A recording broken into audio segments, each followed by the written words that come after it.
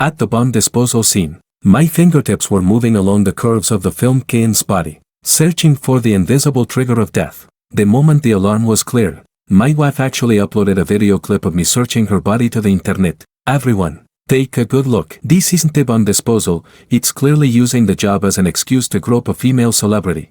Touching her so skillfully, just how many women's clothes have these hands of yours, disarmed? Does bomb disposal require touching every inch of the body? Ask your wife. I find you disgusting. Public opinion exploded instantly. Amid the storm of controversy, the police department acted swiftly, removed from frontline duty, given a major demerit, annual bonus wiped out entirely. So it turns out that risking my life to save someone earns not a medal, but the stigma of a professional pervert. Since professionalism and dignity can be trampled at will, from today on, this bomb can be disarmed by whoever wants to. I'm done. Now the entire police department can't sit still anymore. Chapter 1. Charles. This is the lesson you deserve. We've been married for 2 years already, and you still don't know how to avoid suspicion? Even if you're a bomb disposal expert, you should understand how to keep proper boundaries with the opposite sex. He looked calmly at my wife, the woman who had been married to me for 2 years, yet now seemed like a completely different person from the one I once knew. Are you done? Francisca froze for a moment, then her anger flared even more. What kind of attitude is that? Am I wronging you? Does bomb disposal require you to touch someone all over like that? Seeing my silence, she grew even more agitated. If I hit the nail on the head, used to admit it. Who are you putting on that expression for? Don't you think you're in the wrong at all? Think whatever you want. The indifferent tone I used when I said that completely enraged Francesca. Her face flushed instantly, her voice sharp and shrill. Fine. Think whatever I want, Charles. I want a divorce. Right now. After shouting that, she grabbed her bag from the table, turned around, and stormed out. Director Lopez frowned, cleared his throat, and spoke. Look at what you've done. You've made Francesca this angry. Public opinion online is fermenting right now, and it's having a huge negative impact on the police department. So here's what you'll do. Write a deeply self-critical report, and next week, read it out loud at the department-wide meeting. You will admit that your conduct was inappropriate. He looked at him and didn't answer. His gaze flickered. He then tapped the table with his hand, reclaiming the authority of the director. This is the only chance the department is giving you. Think carefully about your next steps. The next day, a disciplinary notice about me was posted on the city police department's internal network. Non-standard law enforcement procedures. Improper handling of a public figure.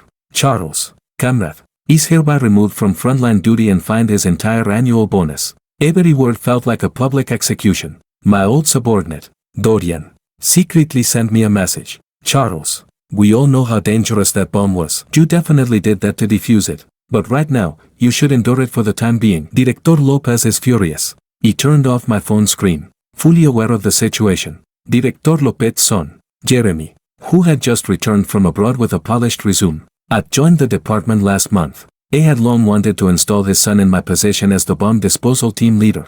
Francisca's outburst had given him the perfect excuse. He returned to my workstation and silently turned on my computer. He carefully organized and printed all the information related to the high-risk explosives I was responsible for, case files, disposal records, and follow-up handling plans, one by one. Then, he formatted my work computer and completely erased all the research data and tactical notes stored on my personal hard drive. 1 week later, at the department-wide assembly, Director Lopez stood on the stage, his voice loud and firm. In view of Comrade Charlie's non-standard conduct, the department has decided to remove him from the position of bomb disposal team leader. The audience below was deathly silent. Next, let us welcome with warm applause the newly recruited overseas returned PhD, Comrade Jeremy. A young man in a brand new police uniform, his hair meticulously styled, stood up and saluted the entire hall with a textbook perfect police posture. Director Lopez looked at him with satisfaction and announced, from today onward, Comrade Jeremy will officially assume the role of bomb disposal team leader. Sitting among the audience, he watched coldly as this carefully orchestrated transfer of power unfolded. Jeremy's first move after taking office threw the entire bomb disposal unit into chaos. At the first full team meeting, he spoke confidently and at length. Captain Charlie's old methods were too unorthodox and outdated, neither precise enough nor aligned with international standards. It was precisely this kind of rough, loose management that led to the previous public opinion incident. He slammed the thick operations manual onto the table. From today on, All procedures must be carried out strictly according to this manual. We must align with international practices and build a modern bomb disposal unit. My former subordinate secretly messaged me the vent. Boss. This manual is ridiculous. Even operation code names are required to be English abbreviations. He says it looks more international. For a simple suspicious package check, we're required to submit a 3,000-word risk assessment report first. By the time it gets approved, the suspect will be long gone. I looked at the messages and didn't reply. This was only the beginning. Chapter 2. In the afternoon, a new notification from Jeremy popped up in the work group chat. Trial measures on optimizing bomb disposal procedures and aligning with international advanced explosive disposal systems. Attached was a PDF more than a dozen pages long. It used all kinds of complicated charts and definitions to lay out an entirely new bomb disposal workflow template. It required that all terminology use the full official names issued by the International Explosive Ordnance Disposal Association, prohibited any commonly used abbreviations, and added extensive sections for data analysis and case citations. The group chat fell into instant silence. A few seconds later, private messages from colleagues began bombarding my phone. Charles, what the hell is this asshole doing? Defusing bombs like writing a PhD dissertation? Is he sick or what? We're a combat unit. That's the point of all this flashy nonsense? During today's drill, he insisted on calling C4 by its full chemical name. Isn't this just taking off your pants to fart? This isn't aligning with international standards, it's dumping unnecessary workload on us. If a real mission comes in, by the time his process is finished, the bomb will have already exploded. Pure bureaucratic formalism. He was just about to reply when Jeremy walked up to my workstation and knocked on the desk. Captain Charles, no. He should call you Officer Charles now. His chin was slightly raised. His contempt completely undisguised. Your new seat is over there in the corner, where an ordinary officer should be. After all, we need to reflect the discipline and professionalism of a specialized unit. Oh, and your work computer stays here. You need to inspect it, to make sure you don't take any of the team's core materials with you. He looked up at him briefly, said nothing, and quietly began packing my things. The medals of honor in my drawer were painfully eye-catching. He thought back to 3 years ago, when the former director personally went to the special forces to recruit me. He had gripped my hand and said, Charles, come to us. EAG gave you the greatest autonomy. With your top-tier bomb disposal skills, you be able to save more lives. Thinking about it now, it was a complete joke. Jeremy seemed to think that wasn't enough and added another remark. All right, from now on, your words and actions in the department should reflect our professionalism. Follow the issued manual strictly. He stopped what I was doing and looked at him. Then let me ask you something. What are the main differences in explosive characteristics between RDX and TNT? Jeremy's expression stiffened visibly. He stammered for a long time. Well, that of course, depends on molecular structure and specific detonation velocity data. It's a kind of. Seeing him like this, he let out a cold laugh. So, is it that you don't know? Or that it's not written in the manual? He ignored him after that. But he clearly felt humiliated and leaned down, whispering into my ear. All right. He heard you touch the top movie star all over her body. Compared to touching your wife Francesca, which one felt better? Let's exchange notes. The next second, he grabbed his collar and slammed him hard against the wall. Say that again. The movie star felt better. Right. Otherwise you wouldn't have used bomb disposal as an excuse to keep touching her for so long. I threw a punch, and Jeremy went down instantly, clutching his rapidly swelling, bruised mouth. A glint of scheming satisfaction flashed through his eyes. Then he let out an exaggerated scream. Charles assaulted me. Call an ambulance. The scene instantly descended into chaos. He stood there, watching his performance coldly. Sure enough, after a thorough examination at the hospital, Jeremy was diagnosed with a mild concussion and ordered to rest under observation. With that medical report, he successfully put me on the internal investigation list. He was demoted to a duty officer, and my workload became much lighter. He no longer participated in any emergency bomb disposal missions and strictly followed the procedures of an ordinary officer. Patrols, writing reports, organizing equipment, handing over shifts on time, getting off work on schedule. Yesterday, a suspicious explosive device was discovered at a shopping mall. Out of habit, a colleague called for me. He took one look and calmly told him, "Go find Captain Jeremy. He's the one in charge." The colleague said anxiously, "Captain Jeremy is still in the hospital. He says his head still hurts." He let out a cold laugh, said nothing more, and walked straight out of the scene. He could dodge emergency incidents with the flimsiest excuse. Why hadn't they taken a single day off in 3 years after taking the post? Why? He stopped lingering over any explosive device for even one extra minute. Over the following week, he was completely marginalized. Once a bomb disposal expert, he had now become the biggest joke in the entire department. He didn't take care at all. A week later, the disciplinary decision came down, suspension pending investigation. With an indefinite wait for further handling. Former comrades who had once fought shoulder to shoulder with me all lowered their heads. No one dared to speak up for me. As I walked out of the police headquarters building, Francisca's sports car screeched to a stop in front of me. Jeremy got out of the passenger seat. Gauss is still taped to his face. Wow. Look who it is. Isn't this our bomb disposal hero Charles? Getting kicked out now, eh? Francisca clung to his arm, her tone vicious. Charles, do you know why I never let you touch me? Because every time I think about these hands of yours touching those filthy bombs, I feel sick. She tossed a plastic bag out of her purse. Inside were all the gifts I had given her.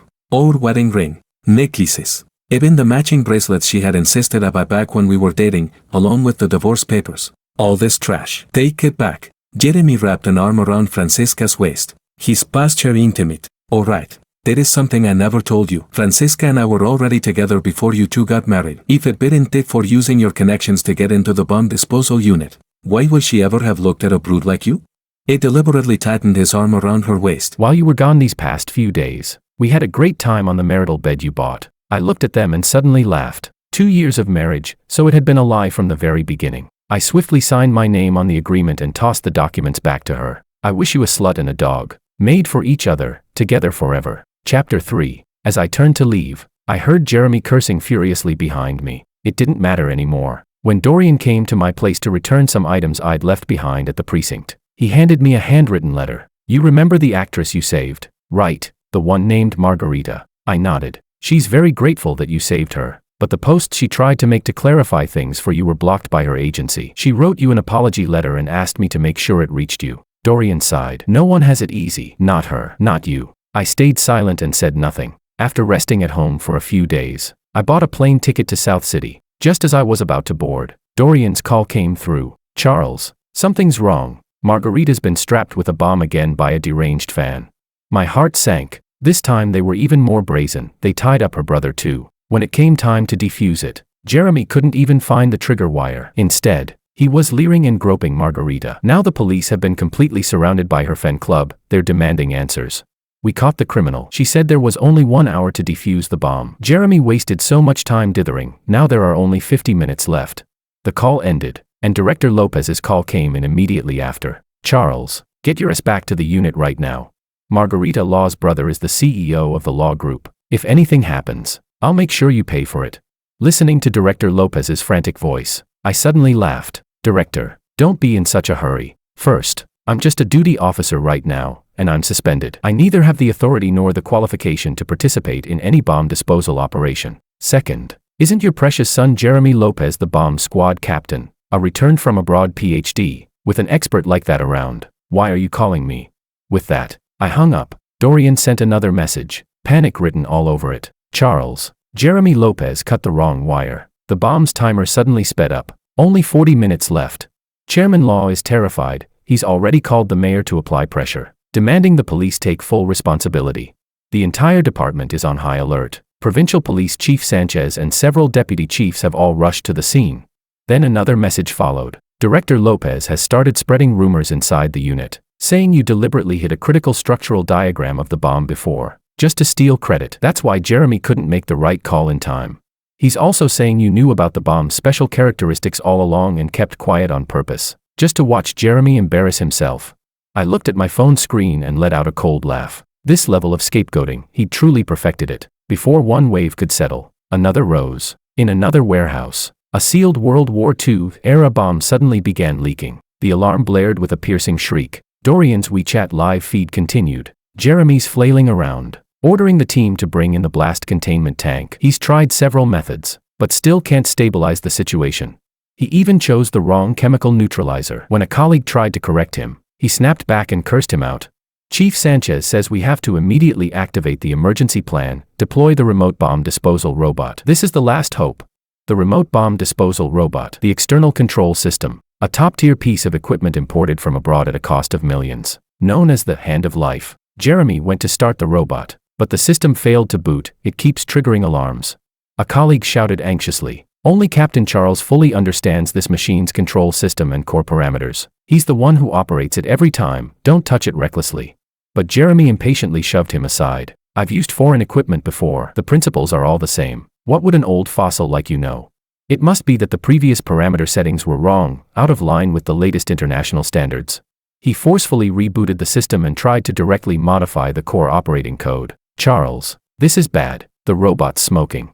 Under Jeremy's violent meddling, the robot's main unit let out a harsh screech. The screen flashed violently, then went completely black. The stench of burnt plastic filled the air. This hand of life, worth millions, was completely paralyzed. 2 high-risk explosives, one about to detonate, with 2 lives hanging in the balance, one liable to leak at any moment, threatening the entire city. The panic of the crowd, the questioning of the media, and the blaring alarms merged together, plunging the entire special police unit into utter chaos. Chief Sanchez's face turned deathly pale. He nearly collapsed on the spot. With trembling hands, he personally called the Russian manufacturer's engineers for help. On the other end of the line, the Russian spoke stiff, broken English and regretfully explained. The nearest engineer was in Oceania, and even the fastest flight would take 2 days. Despair enveloped everyone. Just as Chief Sanchez was about to hang up, the Russian engineer added one more thing. Perhaps you could try contacting Professor Simon's team, the ones who assisted us with the system calibration back then.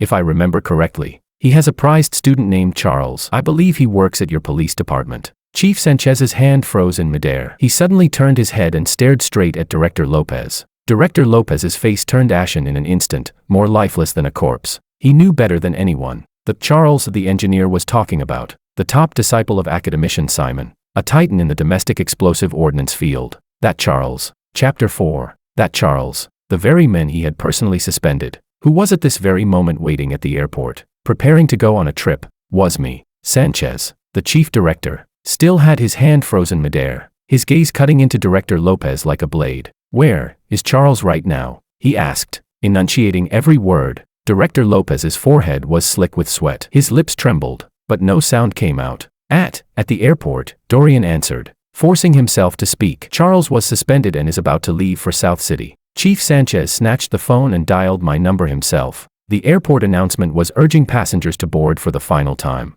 I looked at the name flashing on the screen, Chief Sanchez, and answered unhurriedly, Comrade Charles. His voice carried an urgency I had never heard before. The department needs you. The people need you.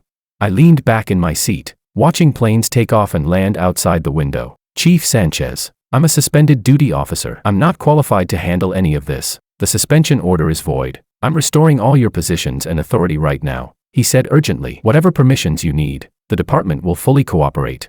What about Captain Jeremy? Isn't he the expert? He's already been restrained. You're the only one who can resolve this crisis now. Listening to the faint alarm sounds coming through the phone, I knew the moment was right. I'll come back, but I have 3 conditions. Say them. First, I want Jeremy and Francesca to pay for what they've done. Director Lopez's nepotism must also be held accountable. There was a brief silence on the line. Then Chief Sanchez replied decisively, agreed. Second, I will form my own team. No one is allowed to interfere with my work. No problem. Third, I said, glancing at the light above the gate indicating it was closed, I want Director Lopez to come to the airport personally to pick me up. On the other end of the line, Director Lopez sucked in a sharp breath. Fine, we're on our way.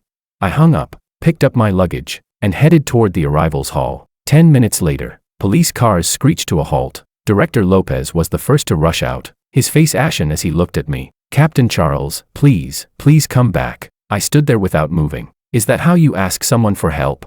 Director Lopez's face flushed a dark, liver red. Under the curious gazes of surrounding travelers, he clenched his teeth and bowed deeply. Comrade Charles, please come back and save the situation.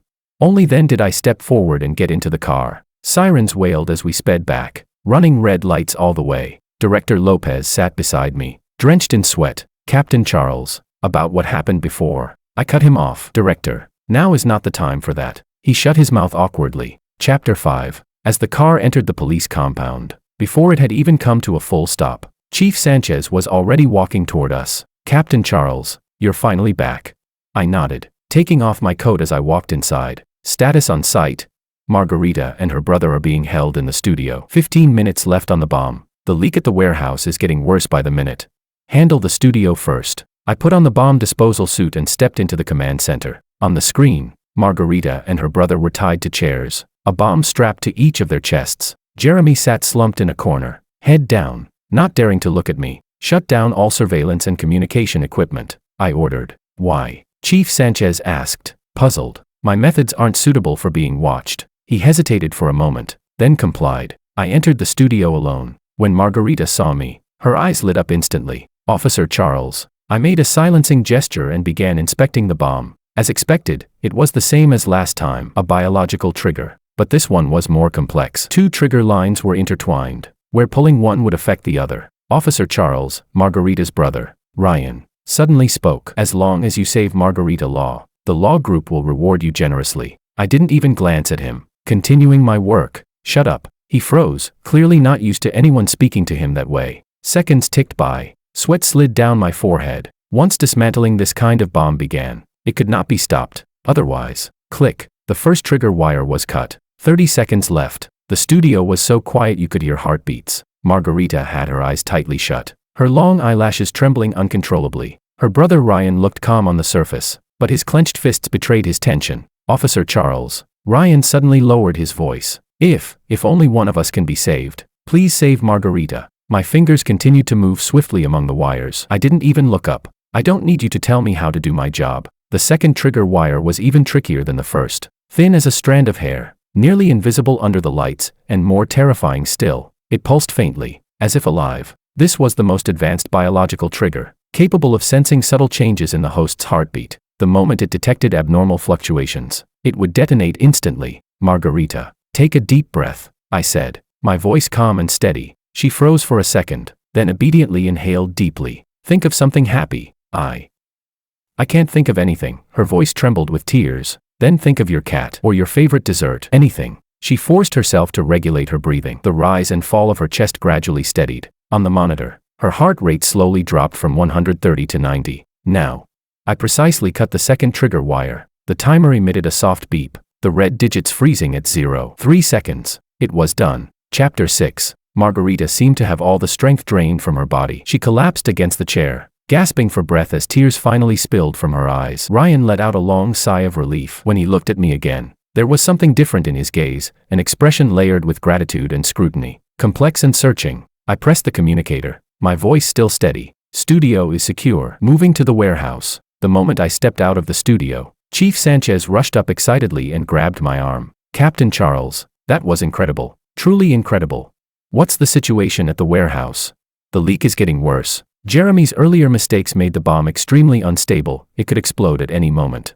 We moved quickly toward the warehouse area, our footsteps echoing through the empty corridor. Through the thick blast-resistant glass, the World War II-era bomb was clearly visible. Dark yellow liquid continuously seeping out and winding its way down the metal casing. All personnel, retreat beyond the safety line, I ordered, my tone leaving no room for argument. Captain Charles, what equipment do you need? Bomb suit, robot, a young officer asked nervously. Just a basic toolkit. Under everyone's stunned gazes, I carried only a silver toolbox and walked inside. The heavy blast door slowly closed behind me with a dull thud. I knew this bomb too well. 3 years ago, I had personally overseen its sealing. Every detail of it was etched into my mind. Its structure was highly unusual. It was equipped with an anti-high-tech detection mechanism. The more sophisticated the equipment, the more likely it was to trigger detonation. Ironically, the most primitive methods were the safest. I carefully opened the corroded casing. The situation inside was worse than I had expected. Jeremy's reckless interference had caused the once stable, separated chemical agents to mix,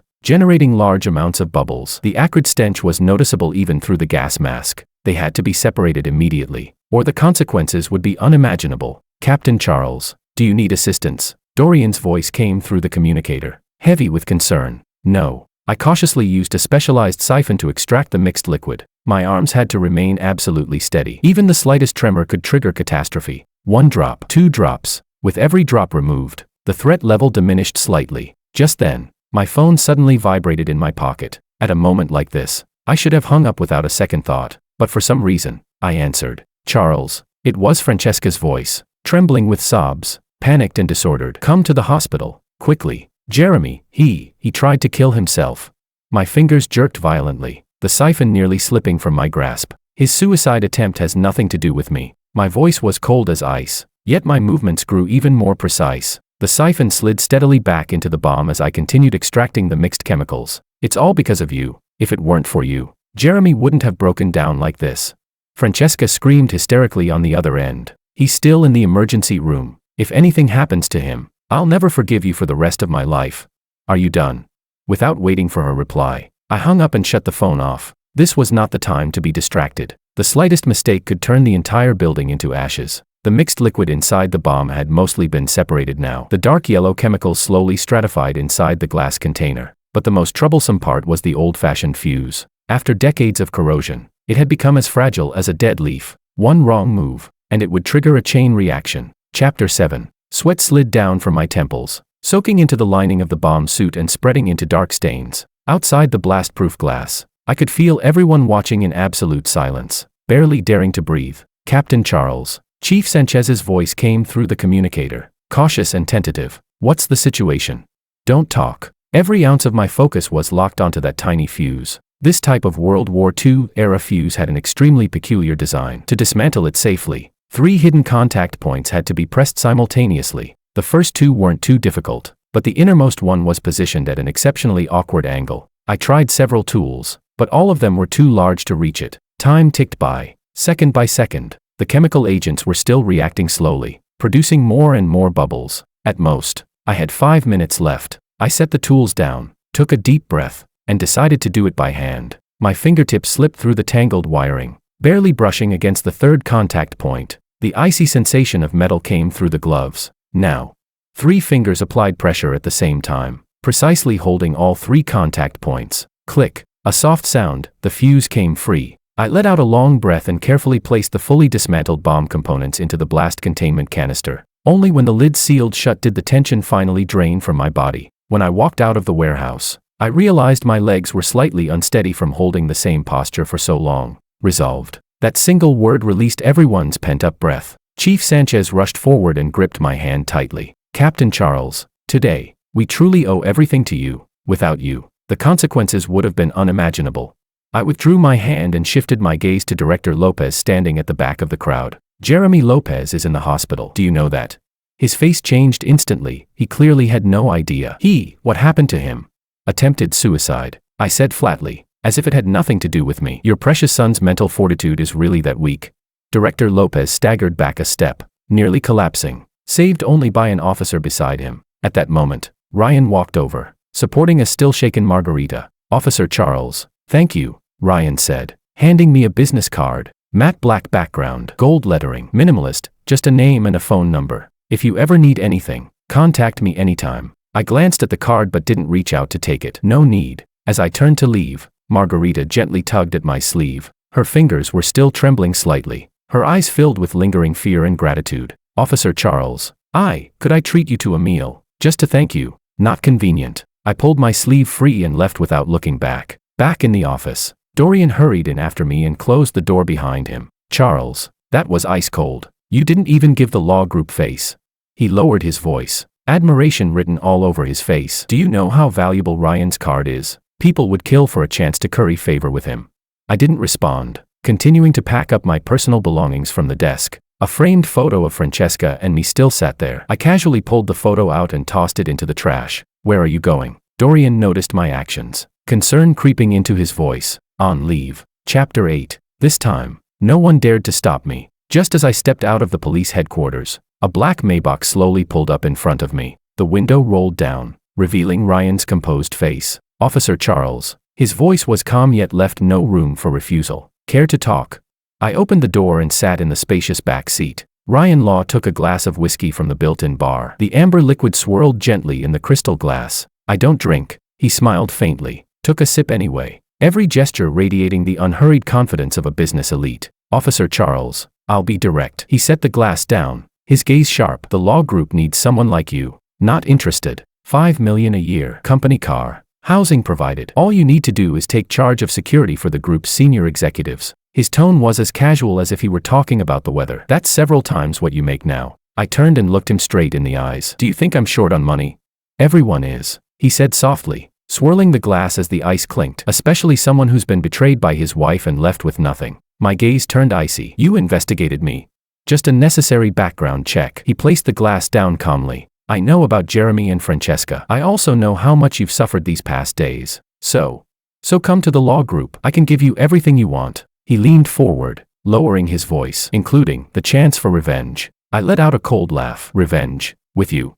With me?" His eyes were sharp as blades. "In the business world, when the law group stomps its foot, the entire city trembles. The Lopez family's little bit of influence is nothing in comparison." The car slowly stopped at the entrance of my residential complex, the engine humming low. "Think about it." He handed me a check, the number on it enough for an ordinary person to struggle for a lifetime. "This is the down payment." I didn't even look at it. I pushed the door open and got out. "Save it to hire bodyguards for your sister." Back home, an emptiness rushed at me. What had once been a warm little home now contained only cold furniture. Francesca had taken everything that belonged to her, not even a single photo left behind, as if those 2 years of marriage had never existed. Just as well. I loosened my tie and tossed it onto the sofa. A hot shower washed away some of the exhaustion clinging to my body. Just as I stepped out of the bathroom, towel in hand, the doorbell rang abruptly. Through the peephole, I saw Francesca standing outside. Her eyes were swollen red, her hair disheveled, none of her former elegance remaining. "Charles, I know you're home." She pounded on the door, her voice hoarse. I opened the door and looked at her without expression. "What is it?" With a thud, she dropped to her knees, tears spilling instantly. "Charles, I was wrong. Jeremy forced me. He threatened me with my nude photos. So you helped him frame me." My voice was cold as ice. I had no choice. She clung to my leg, crying hysterically. "He said if I didn't cooperate, he'd post the photos online and ruin me completely." I crouched down, lifted her chin, and forced her to meet my eyes. "Francesca, do you know something?" My thumb brushed lightly against the corner of her eye. "When you lie, your right eye twitches unconsciously." Her sobbing stopped abruptly, a flicker of panic flashing through her gaze. "Get out." I stood up and slammed the door shut, sealing her desperate cries outside. With acting this bad, it was a shame she never became an actress. Chapter 9. Early the next morning, my phone was flooded with messages. Jeremy had attempted suicide and was undergoing emergency treatment in the hospital. Director Lopez had been suspended pending investigation.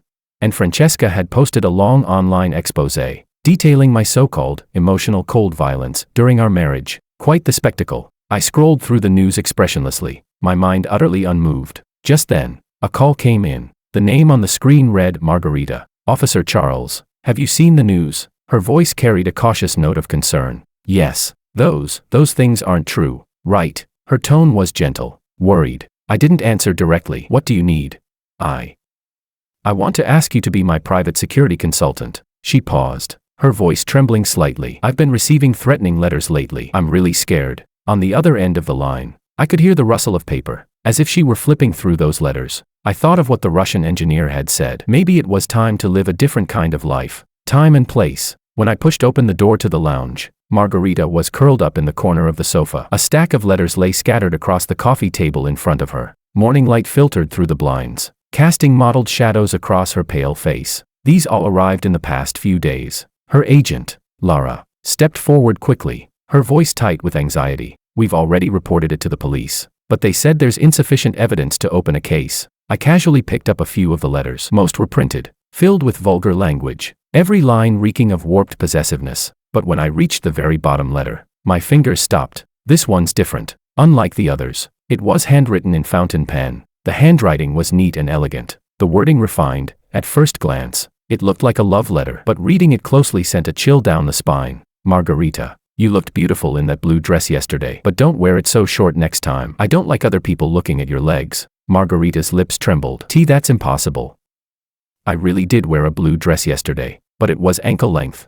"Any surveillance footage?" I asked. "The apartment hallway and the residential common areas all have cameras." Lara answered quickly, exhaustion creeping into her voice. "We checked, nothing was captured." I held the envelope up to the light and noticed an almost invisible pinhole near the seal. He installed a micro camera. Lara sucked in a sharp breath and instinctively wrapped her arms around herself. "That's terrifying. This person is a complete psycho." "Call the police," I said, setting the envelope down. "This already constitutes a serious threat." "No." Lara raised her voice abruptly, then realized her loss of composure and lowered it. "Margarita is negotiating a high-end endorsement right now. The brand cares most about image. If this kind of scandal gets out, the deal is dead."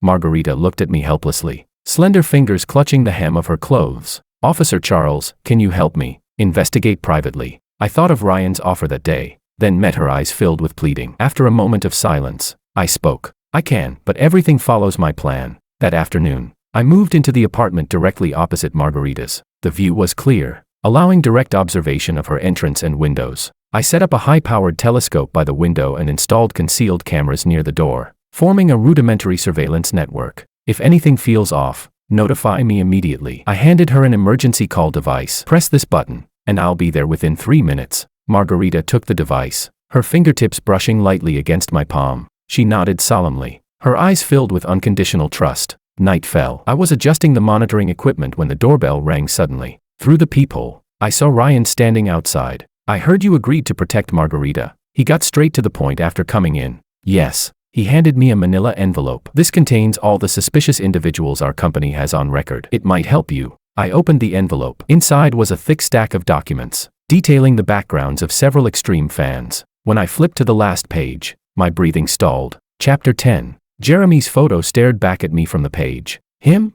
We found that he used to be the vice president of Margarita's fan support club. Ryan's voice turned cold. He was expelled from the club half a year ago for repeated stalking and harassment of Margarita. In an instant, all the scattered clues snapped together in my mind. Why Francesca had suddenly turned on me. Why Jeremy had gone to such lengths to destroy me. Because he was obsessively in love with Margarita. Because he was jealous that I could approach her openly. Because he was afraid I would follow the trail and uncover the stalker hiding in the shadows. Him. Thank you. I put the files away, my voice calm but resolute. This person, leave him to me. After seeing Ryan off, I immediately called Dorian. Find out when Jeremy will be discharged from the hospital. Charles, what are you planning to do? Dorian asked, concern evident in his tone. I looked at the warm lights glowing from the apartment across the street and said slowly, word by word, settle accounts. 3 days later, at dusk, Jeremy was finally discharged. He was wrapped in an ill-fitting black trench coat, his face hidden behind sunglasses and a mask. Avoiding the main entrance, he slipped out through the hospital's back emergency passage, hurrying toward a rideshare car parked by the road. I leaned against my car door, quietly watching his panicked figure. The moment he saw me, his entire body stiffened. Behind the sunglasses, his eyes widened in terror. Instinctively, he turned to run back. Take one more step. My voice echoed clearly through the empty parking lot. And I'll expose everything you did in the fan club. You're secretly filmed. You're stalking, to the public. His feet froze in place, his shoulders trembling slightly. Charles, he slowly turned around, his voice muffled behind the mask. What do you want? I walked toward him step by step and reached out to remove his sunglasses. His eyes darted around frantically, unable to meet mine. The dark circles beneath them showed just how badly he'd been living these past days. Those threatening letters, you sent them, didn't you? I don't know what you're talking about. His voice shot up, sharp with guilt. Do you need me to jog your memory? I pulled out the documents Ryan had given me and flipped through them page by page in front of him. March 2019, you were expelled from the fan club for secretly photographing Margarita while she was changing. July 2020, you impersonated staff and attempted to sneak into her hotel room. Want me to keep going? His face grew paler by the second, fine beads of sweat forming on his forehead. You framed me not just for the team leader position, I said coldly. It was jealousy too, wasn't it?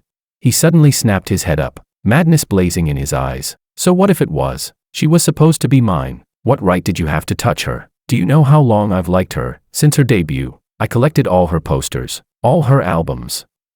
What right do you have to just appear out of nowhere and get close to her? So that was it. At last, every last doubt fell into place. I put the files away and turned to leave. There was no point wasting words on a lunatic. Stop, he screamed hoarsely behind me. Where are you going? To tell Margarita. You're not worthy of saying her name. He lunged at me in a frenzy, grabbing my arm, his nails digging deep into my flesh. Charles, let's make a deal. Don't tell anyone, and I'll tell you a secret. What secret? About your parents' deaths. His voice dropped, dripping with malicious delight. It wasn't an accident. I spun around instantly, grabbed his collar, and slammed him hard against the wall. What did you say? He grinned smugly, flashing pale teeth. Looks like you didn't know either. Go ask your beloved director Lopez, he knows very well. I released him. My mind went completely blank. Chapter 11. The scene from 20 years ago, my parents dying in the accident at the Red Star chemical plant, flashed vividly before my eyes. Could it be that the fire that took their lives had hidden truths behind it? Just then, my phone rang. The name on the screen was Margarita. Officer Charles. I got another letter. Her voice was choked, tightly suppressing tears. He says he's coming to see me tonight. I forced down the turmoil surging inside me and replied as calmly as I could. Lock the doors. I'm on my way. Behind me, Jeremy burst into manic laughter. Go on, protect your precious lady. But the truth? You'll have to face it sooner or later.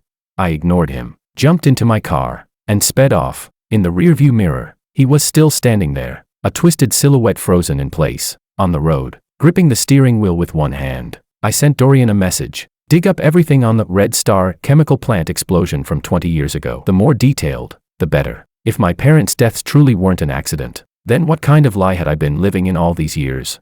And what role had Director Lopez played in it?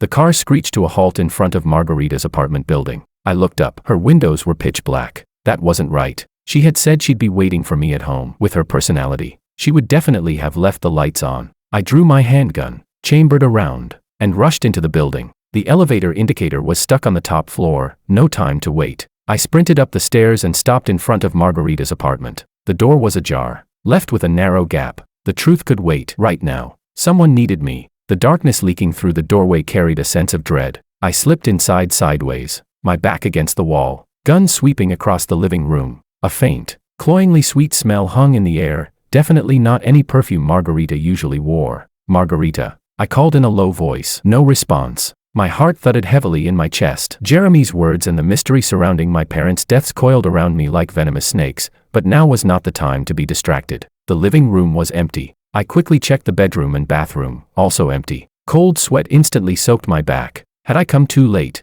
Just then, a barely audible sound, like fabric rubbing together, came from the walk-in closet. I raised my gun and moved closer, then yanked the closet door open. Margarita was there, her mouth sealed with tape, wrists bound behind her back, curled up among a pile of clothes. Her eyes were wide open, tears streaking her face. The moment she saw me, her body began to tremble violently. I immediately crouched down and carefully peeled the tape from her mouth. He just climbed out the window. Her voice was hoarse, filled with terror. He can't have gone far. I rushed to the window. The street below was empty, only the night wind stirred a few fallen leaves. Whoever it was, he moved fast. Did you see his face? I asked, swiftly cutting the restraints around her wrists with my knife. She shook her head in shock. Angry red marks ringed her wrists where the ropes had bitten into her skin. No, he covered my eyes from behind. He was very strong. I helped her trembling body onto the sofa and poured her a glass of water. What did he say?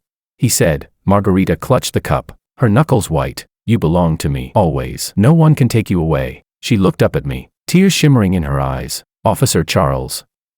I'm scared. Seeing her so fragile, a fierce urge to protect her, mixed with burning rage toward Jeremy, ignited in my chest. I pressed those emotions down, keeping my voice steady. It's okay now. You can't stay here anymore. I'll move you somewhere safe. After settling Margarita into a safe house, Dorian's call came through. Charles, I found something. The old files on the Red Star chemical plant. There's a problem with the fire determination report. His tone was unusually grave. The original site investigation records were extremely sloppy. Several key suspicious points were deliberately ignored. Get to the point. The records show traces of an accelerant near the ignition point, something that didn't belong to the plant at all. And one of the lead officers on the case back then was Director Lopez. I clenched my phone, my knuckles turning white. Jeremy's venomous words echoed again in my ears. Go ask your beloved Director Lopez. He knows very well. Chapter 12. So it was true after all. The fire that had taken everything from me was never an accident. 20 years of belief collapsed in an instant. A crushing sense of absurdity and an icy hatred surged through me. Charles, are you still there? Keep digging. My voice was hoarse. Everyone who ever handled this case, don't miss a single one. After hanging up, I leaned against the cold wall. My parents' blurred smiles flashed through my mind for a fleeting second. So I had mistaken my enemy for my benefactor for 20 years. So the justice I had devoted my entire life to protecting concealed such filthy truths beneath it. Chief Sanchez's call abruptly cut in, breaking my thoughts. Charles, Jeremy escaped from the hospital. The officer guarding him was knocked unconscious. His voice was frantic. We found this in his ward. A photo was sent to my phone. It showed the rooftop opposite Margarita's safe house. A huge arrow, drawn in red marker, pointed straight at her bedroom window. A provocation. A naked, undisguised provocation. I took a deep breath, forcing down the killing intent that was threatening to burst out of me. Chief Sanchez. My voice was cold as ice. About the old Red Star chemical plant case from 20 years ago, I think it's time we had a proper talk with Director Lopez. The interrogation room lights were harsh and white, illuminating Director Lopez's ashen face. He sat across from me, hands cuffed, resting on the cold metal table. Red Star chemical plant. I spoke each word slowly, locking my eyes onto his. His pupils shrank violently. and he instinctively avoided my gaze. Charles, listen to me. That matter was very complicated. So complicated that it required covering up murder. I slammed the copied files Dorian had compiled onto the table. The papers scattered. The words, procedural violations and suspected arson, glaringly obvious. Look me in the eye and tell me, were my parents' deaths an accident? Director Lopez's shoulders sagged. It was as if his spine had been pulled out of him. He remained silent for a long time, so long that the air itself seemed to freeze. It was orders from above, he finally said, his voice dry like sandpaper scraping. That land the chemical plant sat on, there were bigger plans for it back then. Your parents, and several older workers, refused to sign the relocation agreement. They blocked too many people's path. Every word was like a poison dagger, plunging straight into my heart. So you set the fire? My voice trembled with restrained fury. No, I didn't light it. He suddenly looked up, eyes bloodshot. I only received orders afterward, to suppress everything and classify it as an accident. Tears seeped from his clouded eyes. Charles, I had my reasons. They threatened my family. Reasons. I shot to my feet, both hands slamming onto the table as I leaned toward him. So just to protect your family. My parents deserved to die. They deserved to be burned into charcoal. The overwhelming rage and grief nearly tore me apart. 20 years of faith, 20 years of conviction. In this moment, all of it felt like a cruel joke. Whose orders? I forced myself to calm down, gritting my teeth as I asked. Director Lopez's lips trembled. His eyes flickered. He was still hesitating. Jeremy escaped. I threw out the final bargaining chip coldly. Who do you think he'll go silence next? You. Who knows the truth? Or Margarita, the woman he's obsessed with? That sentence shattered his last line of psychological defense. He collapsed back in the chair, face deathly pale, and muttered a name, a powerful name that frequently appeared in local news. After recording everything, I closed the notebook and turned toward the door. Charles, he cried out desperately behind me. I'm sorry to your parents, but all these years, I truly treated you like a son. I stopped at the doorway, not turning back. Raised me, I said as I pulled the door open, the hallway light slicing through the darkness behind me. So I could keep being your dog. The door slammed shut, cutting off all his sobbing. Outside the interrogation room, Dorian was waiting. His expression was grim as he handed me a tracker display. Charles, we've locked onto Jeremy's phone signal. It's in the outskirts of the city, an abandoned logistics warehouse. The signal's weak and intermittent. On the screen, a red dot blinked in a gray zone marked as abandoned land. And, Dorian added, pulling up the warehouse's original structural blueprint. This place used to be an old storage facility of the Red Star chemical plant. Every thread converged at this moment, pointing to the same final destination. The truth behind my parents' deaths. Jeremy's madness. The threat hanging over Margarita. All of it would end there. Chapter 13. I checked my sidearm and chambered around. Gather reliable men and surround the place. My voice was completely flat. Without my order, no one is to act rashly. It was time to end all of this. The abandoned warehouse was filled with a pungent stench, a heavy mixture of rust and chemicals. Using the load-bearing pillars as cover, I slipped inside silently. From the distance came Margarita's suppressed, broken sobs. Stop crying. Jeremy's voice echoed through the empty warehouse, tinged with manic excitement. Soon it'll all be over. When Charles gets here, I'll make him watch with his own eyes. Following the sound, I moved closer and saw Margarita tied to a chair in a corner piled high with discarded crates. Her face was pale, her mouth sealed with tape, but the instant she caught a glimpse of my figure,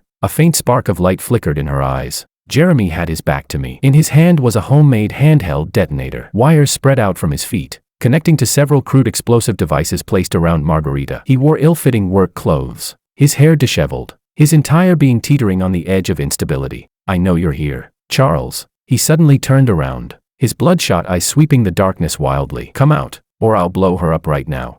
I slowly stepped out from behind the pillar, raising both hands to show that I was unarmed. I'm here. Let her go. This is between you and me. Between us, Jeremy sneered, waving the detonator. It ended between us a long time ago, the moment you touched her. He gazed at Margarita with obsessive fervor. She's mine, my goddess. What right does a brute like you have to touch her?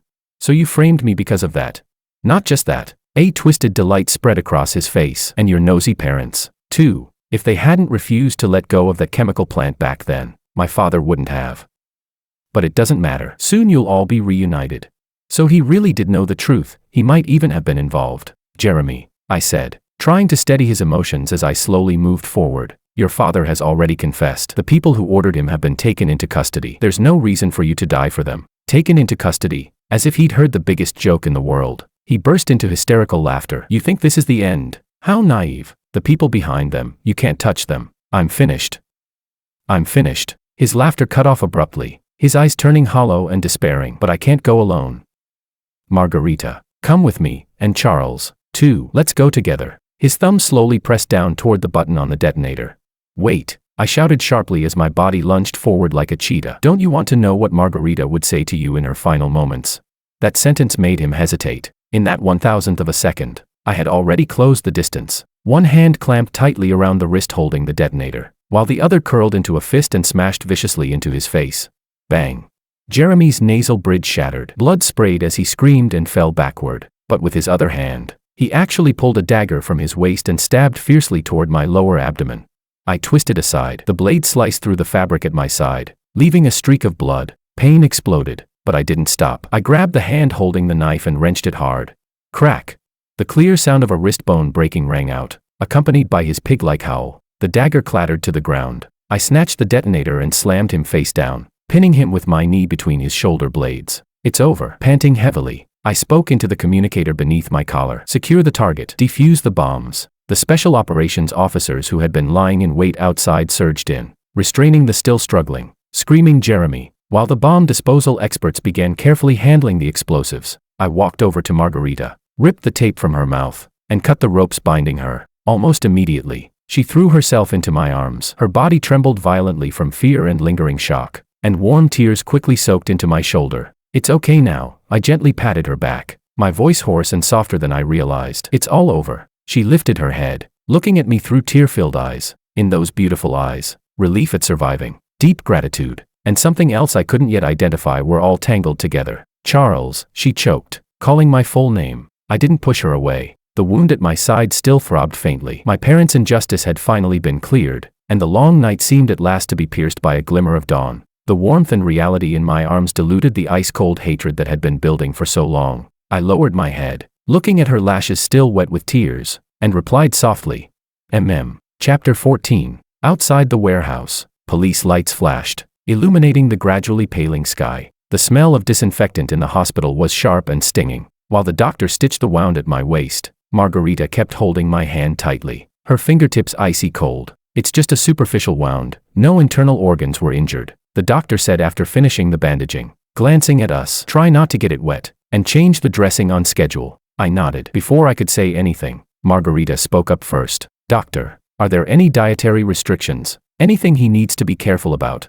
She asked in detail, the concern in her eyes almost spilling over. The doctor gave a few instructions and then left. Only the two of us remained in the hospital room. She looked at the gauze wrapped around my waist, her eyes reddening again. I'm sorry, this is all because of me. It has nothing to do with you. I cut in, my voice a little hoarse. Jeremy's madness had been a seed planted long ago. I just happened to be swept into the storm. This is his problem. There was a knock on the door. Ryan and Director General Sanchez walked in together. Officer Charles, how are you feeling? Director General Sanchez asked with concern in his tone, though his eyes held more relief than anything else. The Lopez family's cancer had been removed, and the bigger players behind them dragged into the light as well, an enormous achievement for him. I won't die, I replied flatly. Ryan then looked at Margarita, frowning slightly. Margarita, you've been through a shock. Come back with me and get some rest. Brother, I'm fine. Margarita shook her head, not letting go of my hand. I want to wait until he's done here. Ryan's gaze lingered for a moment on our interlocked hands, but he didn't press the matter. Turning to me instead, he said, Officer Charles, this time it was all thanks to you. Jeremy, his father, and the entire network behind them have been fully brought under control. The evidence is solid. What awaits them is the full punishment of the law. I gave a brief feeling no great emotional ripple inside. The anticipated thrill of revenge never came. All that remained was a weary sense of finality. My parents' injustice had been avenged, but what was lost would never return. As for your parents' case, Director General Sanchez continued, we'll establish a special task force to reinvestigate it. We'll make sure they receive justice and that your family gets the compensation it deserves. Compensation? I looked up at him, the corner of my mouth tugging into a smile devoid of warmth. And what could possibly compensate for it?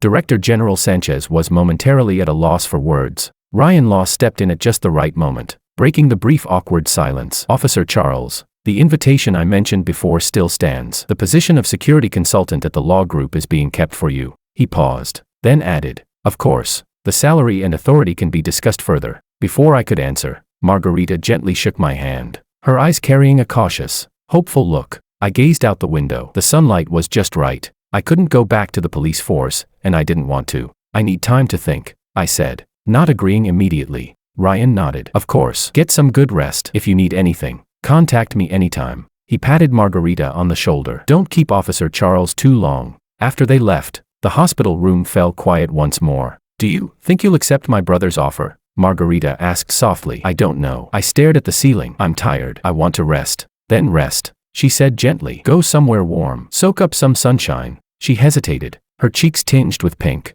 her voice dropping even lower. If you don't mind, I could go with you. I turned my head and met her clear gaze, tinged with a hint of shyness. Some frozen corner deep in my heart seemed to quietly melt, just a little, under that look. Chapter 15. 1 month later, by the sea. The ocean breeze carried a salty dampness as it swept over us, the setting sun dyeing the surface of the water a deep orange red. I lay back on a beach chair. The wound at my waist had already healed, leaving only a faint pink scar. A lot had happened over the past month. Director Lopez and the powerful figure shielding him from behind the scenes were formally arrested and were awaiting trial. My parents' case was overturned. They were posthumously recognized as martyrs. The police department recorded a commendation for me, and the resignation I submitted was also approved. Francesca came to see me once. She cried her eyes out, said she'd been deceived by Jeremy, and wanted to get back together. I didn't open the door. She cried outside for half an hour, then left in frustration. I heard later that she had left the city. What are you thinking about? Margarita walked over carrying 2 glasses of juice and handed one to me. She was wearing a simple white dress, her face bare of makeup. Compared to how she looked on screen, she seemed less polished, but more real, softer somehow. Over the past month, she had turned down most of her work, using recuperation and thanking her lifesaver as excuses, and had stubbornly followed me here. Nothing much. I took the juice and had a sip. The cold liquid slid down my throat. The verdict's been handed down, she said, sitting on the lounge chair beside me and gazing at the distant horizon. Jeremy got multiple charges, life imprisonment. His father got 15 years. The others behind them didn't get away either. She paused, then turned to look at me. My brother had your parents' tombstones renovated. You can go see them when you're back. Thank you, I said. Ryan always handled things so thoroughly there was nothing to fault. This past month, we'd spent every day together. She was no longer the superstar Margarita, just an ordinary girl who was a little clingy, occasionally got mildly sulky, and liked staring at the sea in a daze.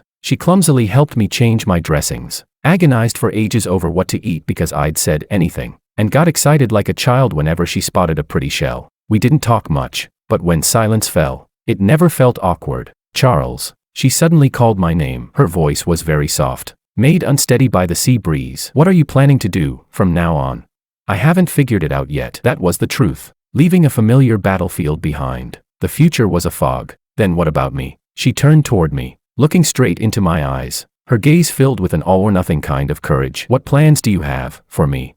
The waves rolled in, crashing against the shore, and against the defenses around my heart. I looked at her. The sunset scattered flecks of gold in her eyes, and clearly reflected within them was my own silhouette. Everything from this past month, her cautious steps closer, her quiet companionship, the unease and hope in her eyes right now. I had seen it all. I wasn't made of wood. It was just that the scars left by my previous marriage ran too deep, making me instinctively resist getting close again. But she was Margarita, different from Francesca. I set the juice down, stood up, and held out my hand to her. She froze for a moment, then placed her hand in my palm, letting me gently pull her up. Let's go, I said, holding her hand as we walked slowly along the damp sand. I'm hungry. Let's go back and eat. I didn't give a direct answer, but the sudden light that burst into her eyes was more dazzling than the sunset itself. She squeezed my hand tightly, a bright smile lifting the corners of her mouth. Okay,